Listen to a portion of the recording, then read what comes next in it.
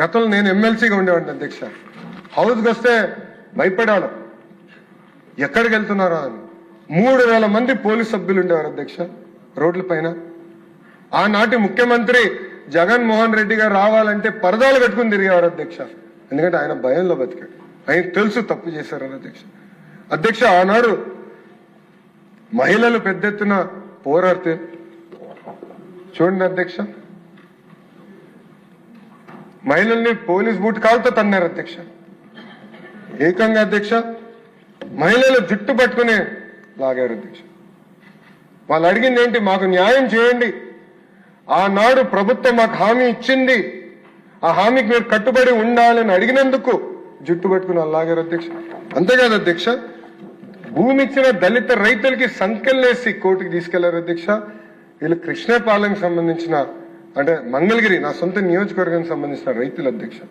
సంఖ్యలేసి భూములు త్యాగం చేసిన రైతులకి సంఖ్యలేసి ఆనాడు జైలుకి పంపించే రోజులు చూసాం అధ్యక్ష.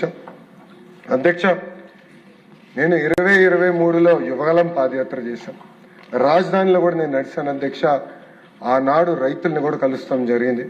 వాళ్ళందరికీ ఒకటే చెప్పాను, తెలుగుదేశం విధానం వెరీ క్లియర్, ఒకే రాష్ట్రం ఒకే రాజధాని అభివృద్ధి వికేంద్రీకరణ అని ఆనాడు చెప్పిన అధ్యక్ష. ఈ రోజు ఎన్డీఏ కూడా దానికి కట్టుబడి ఉంది అధ్యక్ష. అంతేకాదు అధ్యక్ష, ఆనాడు జరుగుతున్న ఉద్యమం చూపించడానికి మీడియా మిత్రులు వెళ్ళి వీడియోలు తీసి చూపిస్తే అధ్యక్ష వాళ్ళపైన కూడా కేసులు పెట్టారు అధ్యక్ష.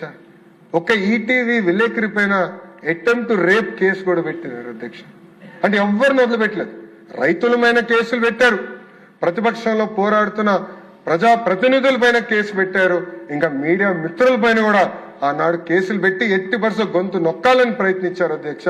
కానీ ఉద్యమం మటుకు ఆగలేదు అధ్యక్ష.